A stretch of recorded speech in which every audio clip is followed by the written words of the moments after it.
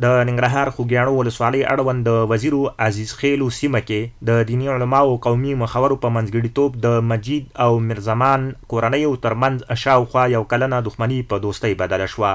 د معلوماتو له مخې په دغه موده کې د میرزمان ورور وژل شوی و چې دواړه کورنیو غړي د یو بل څخه له ویرې ډک ژوند کاوه.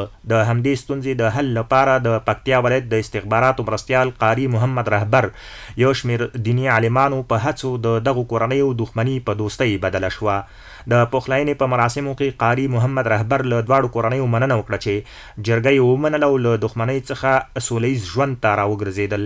رهبر وویل هیڅ چاته وخت مه ورکوئ چې ستاسو ترمنځ شیطاني وکړي او سولیز ژوند مو بیا په دښمنۍ بدل کړي.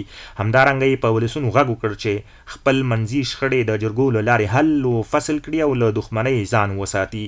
راځئ نور دغه خپلې مټې خپل قوت نه غوڅوو. راځئ نور یو ورورولي، یو اتفاق، یو اتحاد راولو خپلو منځونو کې. ورونو دا څه رقم ته راځي دا اتفاق او اتحاد؟ دا په دې طریقه باندې راځي چې په خپلو کې بدبینۍ ختمې کړو، په خپلو کې د احمقانو خبرو ته غوږ نیول پرېږدو. الله مو خوشحاله او کامیاب لره. الله هم همیشه په دغسې غونډو کې راجمع کړه چې د دوه مسلمانانو د روغې او د پیوستون غونډه یې چې د الله تعالی نعمتونه او رحمتونه راباندې ورېږي. بل لور ته پخلا شویو کورنیو له قاري محمد رهبر قومي مشرانو او دیني علماو مننه وکړه چې د دوی ترمنځ یې سوله وکړه او ژمنه یې وکړه چې د جرګې د پریکړې احترام به کوي. عزیزانو، کومه کورنۍ چې ده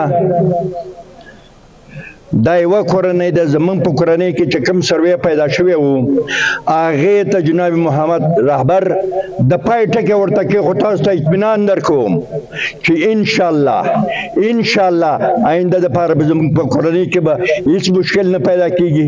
موږ لکه څنګه چې پخوا یوه کورنۍ وو هماغسې به یوه کورنۍ وو، مشکل به نه وي.